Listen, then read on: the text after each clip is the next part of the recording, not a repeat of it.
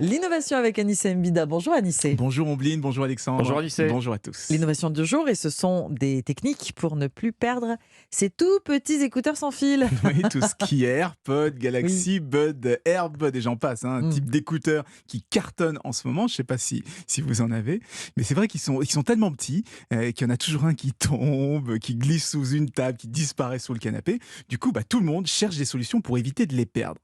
La première, c'est celle qu'a trouvée Apple, c'est-à-dire mettre une puce à l'intérieur qui va permettre de les localiser un peu comme avec un radar. Ah Bip, oui. bip, bip, il est vers la gauche, bop, bop, bop, tu brûles, pof, il est là sous la table. Mais ça, c'était avant.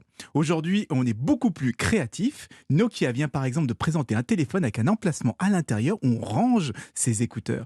C'est vraiment un téléphone classique, sauf que la face arrière coulisse pour révéler deux petits emplacements où on va déposer ses écouteurs. Comme ça, on passe plus son temps à les chercher. Ils seront toujours avec soi dans le téléphone. Alors, du coup, il ne faudra pas oublier de les ranger à chaque fois. Non, ça va demander un petit peu plus de vrai. discipline. Mais l'avantage, c'est qu'il n'y aura plus qu'un seul appareil à transporter et à charger, parce que quand on charge le téléphone, on charge aussi les écouteurs qui sont à l'intérieur.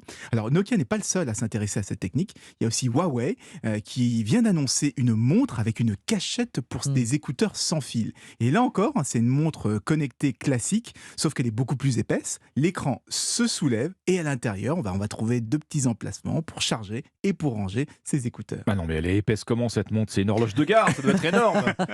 Alors elle est assez massive, c'est vrai, elle dépasse carrément 2 cm d'épaisseur, donc c'est une vraie grosse montre comme celle que beaucoup de gens portent actuellement. Je ne sais pas si vous avez remarqué, il y a beaucoup de gens qui ont des énormes montres. Oui, exact. Il y en a qui adorent, il y en a qui détestent, mais esthétique mise à part, je trouve que c'est plutôt une bonne idée de ranger ses écouteurs dans un autre objet qu'on a toujours avec soi, le téléphone ou la montre. Ça a fait un appareil de moins à transporter, à surveiller et donc à perdre.